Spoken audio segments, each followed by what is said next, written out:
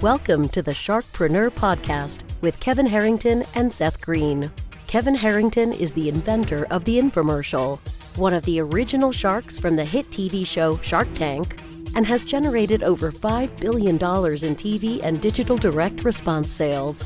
Seth Greene is the world's first trusted authority on cutting-edge direct response marketing, a best-selling author, and the only 3-time Marketer of the Year nominee. On the podcast, Kevin and Seth interview sharkpreneurs who share straight talk on what it takes to explode your business. Why do so many businesses struggle while others seem to explode overnight? Do you wish you had the secret to this type of exponential growth? Now, I've scaled more than 20 businesses to over $100 million, and it's not just luck. In my new book with Mark Tim, Mentor to Millions, you'll learn the repeatable framework I use in all my business ventures for massive success. Order at kevinmentor.com and get over $1,000 in bonuses. Head to kevinmentor.com. Welcome to the Sharkpreneur podcast. This is your co-host, Seth Greene. Super excited for today's very special guest, Mignon François. You're not going to believe her story. You're going to have to go get her book. She was drowning in debt, raising 6 children by living in a broken marriage, took a chance on herself, took her last $5 that wouldn't have even bought 5 Happy Meals for her family, and has turned it into a $10 million cupcake empire. I can't wait to dive into this. Mignon, thanks so much for joining us. Thank you for having me. It is our pleasure. Let's go back. Take me back. I know we're going to tell everyone where to go get the book, but take me back in time to your bottom moment when you said, I'm going to gamble. I got $5 left to my name, and I'm going to take one heck of a risk. Tell me a little bit about that moment. I think when you're in it, you don't know that a story is being written. It's like you can't see the picture for the frame. And what happened for me is I was sitting in the back of my house. I was using a generator to provide the electricity to the house. And so I would sit in darkness during the day so that I could save up the gas for the generator at night so that my children could have normalcy. And then we would go to the Kroger around the corner from my house, and I would buy jugs of water to fill up the tub when my neighbor knocked on the door and asked me to make cupcakes for her. Because I had been practicing all along in the neighborhood. Before this even started, I couldn't bake, not even out of a box. But Dave Ramsey was telling people they could get out of debt by having a bake sale or garage sale. Problem with the garage sale was I sold everything I had to get to Nashville. Problem with the bake sale is I don't know how to bake. But I start practicing, and I know that every stupid thing you ever have to do is taking you from where you are to where you want to be. And so I used my experience in science that I couldn't apply to the human body to allow me to graduate and go to medical school. Now comes back to serve me 17 years later in this kitchen, and I realized that this is chemical reactions. I can manipulate these elements that are found on the periodic table that are occurring in my kitchen cabinets and manipulate it to make cake do what I want it to do. And so when my neighbor asked me to make cupcakes for her, I was sitting in the back doing this Dave Ramsey baby steps plan. I only had $5 left to my name, and I had not bought food for dinner when she offers me this opportunity to take a gamble. And so I leveraged the $5 and turned it into 60 that day. I took the 60 and turned that into 600 by the end of the week. And I've been flipping that same money for the last 17 years. I opened this business on no debt, no experience in the business, no knowledge of the business, losing everything I had, no credit. And it took me 2 years to get it open, working every day like it was a job before the doors of the store ever even opened. And we've now been voted as the best cake in Tennessee, the best cake in Louisiana, because those are the only two places that we have brick and mortar stores. But we've also been voted as one of the best places to eat cake in the nation.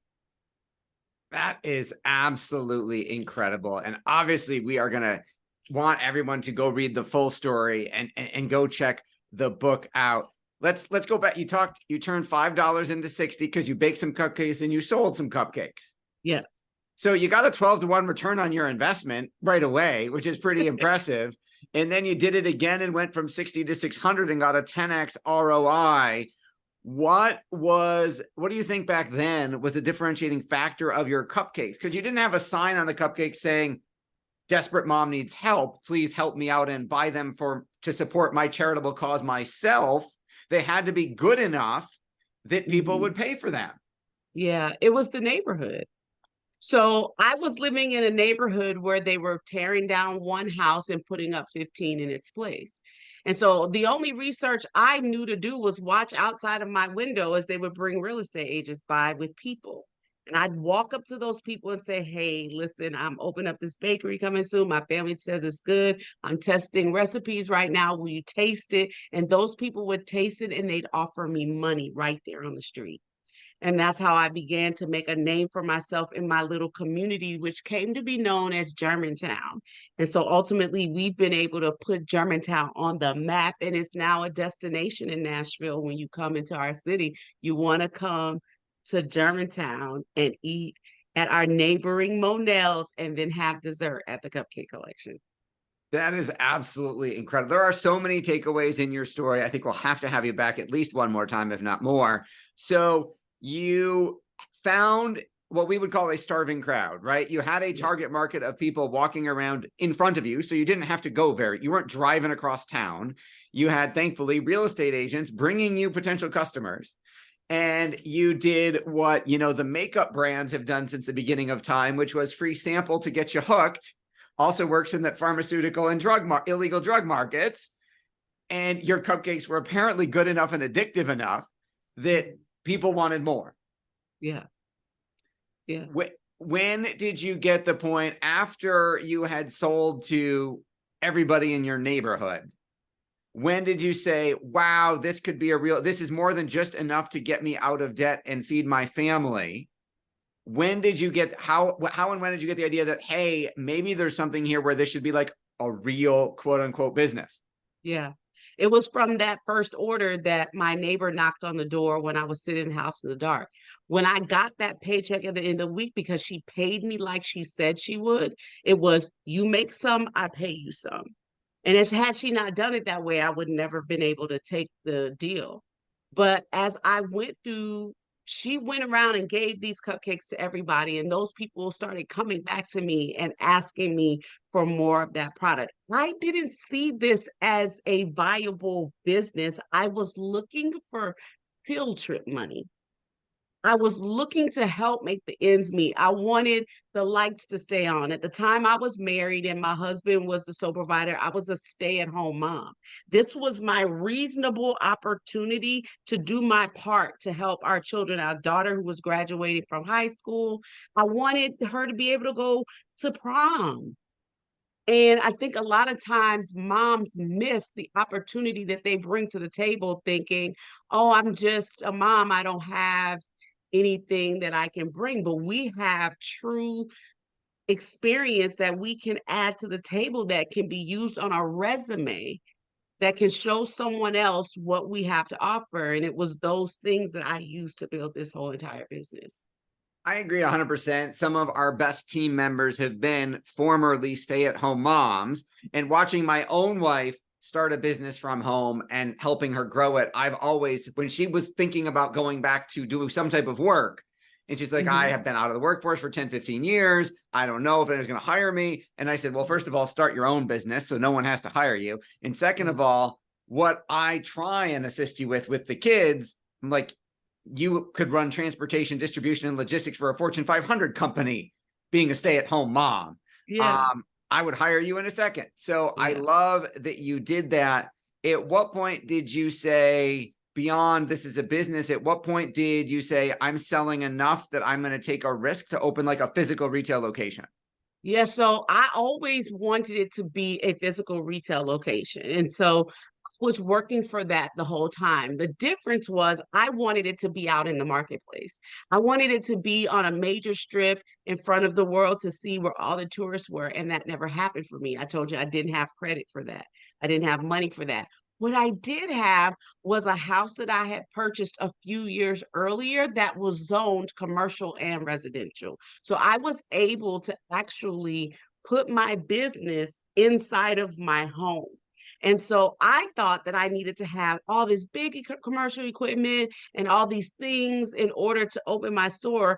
Tennessee has what's called cottage laws, but I was actually able to open a storefront that had its own separate entrance and everything separated right in the inside of my own home. And so while I thought that was like the womp, womp, womp consolation prize, it ended up being the best opportunity for me because my overhead was low because I lived and worked in the same place. And it allowed me to get up and still be home with my children while I went to work.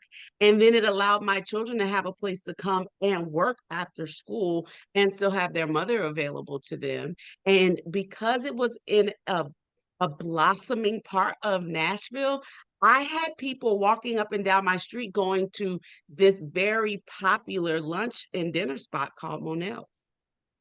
That is incredible. How far along in the process were you? What type of revenue numbers was the first store doing before you decided to open the second one?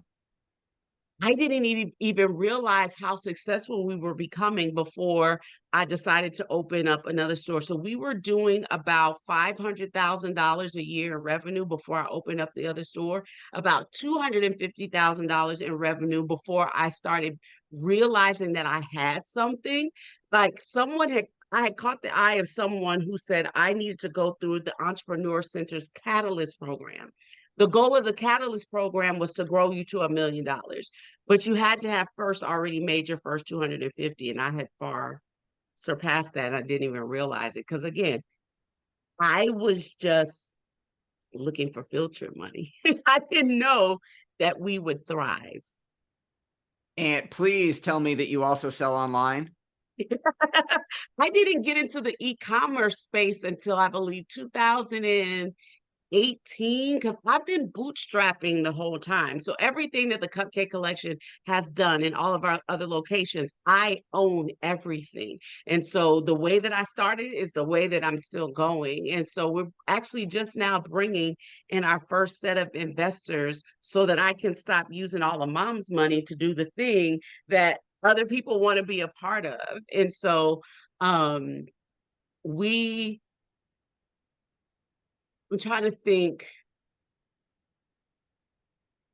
Maybe you're asking me how long it was before. No, I had said, tell me that you sell online. So yeah. Oh, we're going to go order some cupcakes. Yeah. Sorry about that. The e-commerce space. We didn't do that until 2018. So in 2018 is when our website got Shopify added to it. And it was because someone else who also saw what we were doing in the world said, hey, here's something you can use. We did a deep dive on who's coming in and visiting your site and all of that kind of stuff. So we didn't actually enter the e-commerce space until 2018. But yeah, we do have an online shop now. That is incredible. $10 million is a lot of cupcakes. What percentage, if I'm allowed to ask, of that is physical retail, and what percentage of that is online? I would say that 30% of our income comes from online. The rest of that is retail out of one of our stores, either in Nashville or New Orleans. So do you have 2 locations? I have 2 locations. Actually, I have 2 locations under construction right now. Well, So congratulations on that. I'm you. getting 2 more, but if they're not selling yet, that means you've done millions and millions of dollars of cupcake sales out of 2 stores. That's absolutely, I mean, there are Subway and McDonald's franchises that don't make that much.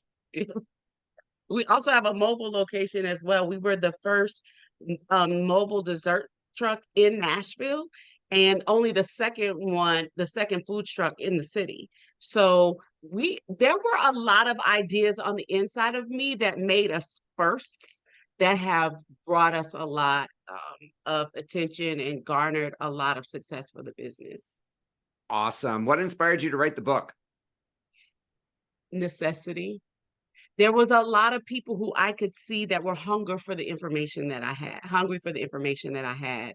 What I realized that there were so many people who looked like me who didn't understand how to get that thing that they were doing on the inside of their house out into the marketplace. And so if you don't give people a story, they will make up one for you. And so they were not getting our story right as to how we even showed up on the scene. People had me loving to bake and all that kind of stuff. It's like, no, I was hungry. And that's what made us successful. And so I wanted the story to be told well. And I wanted to also tell others about what they could do if only they believe. Because I don't want them to be sitting here thinking, oh, Mignon is special.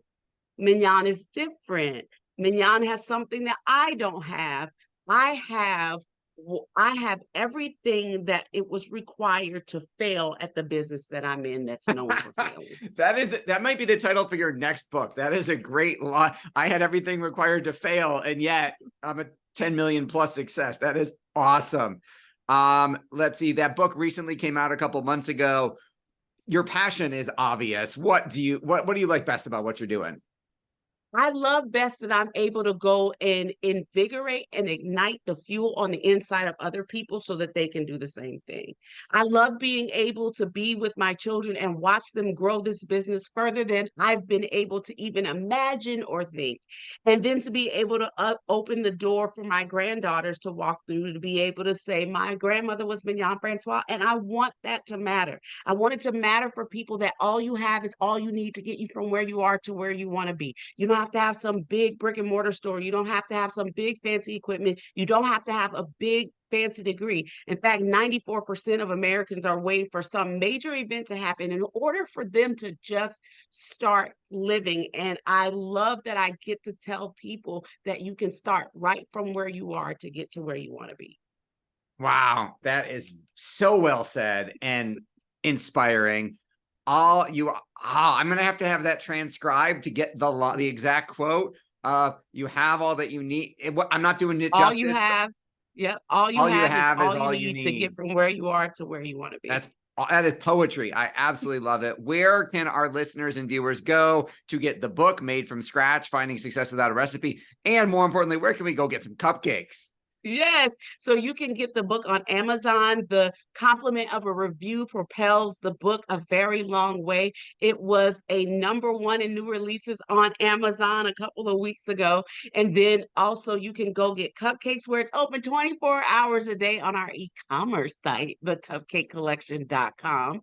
Or you can visit one of our stores in Nashville or in New Orleans. And then my favorite place to connect with people personally is on my Instagram page at my first name dot my last name. So that's Mignon.François. All right. We will do all of that. Thank you so much, Mignon. Absolutely inspiring story. We greatly appreciate your time. Thank you so much for allowing me to be able to tell your listeners what they can do if they believe. Awesome. Thank you, everybody, for watching or listening. We will talk to you or see you next time. Do you need money to fund your idea, product, or service? Are you ready to take your business to the next level but need capital to get it done?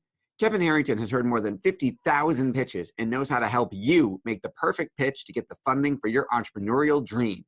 He's distilled the process down in his perfect pitch cheat sheet, and it's yours for free. Just text PITCH to him right now at 727-888-2100. Text PITCH to 727-888-2100 right now and claim your free perfect pitch cheat sheet. Text PITCH to 727-888-2100 to start funding your dream today. This show has been produced by Market Domination, LLC. To discover how you can have your own show completely done for you and turn it into a real published book and become the authority in your marketplace, go to www.marketdominationllc.com/podcast offer. 49 faces looked to him in triumph. Over the last 12 months, they had each taken turns and promoted his business for a week at a time, driving over $987,342 in revenue.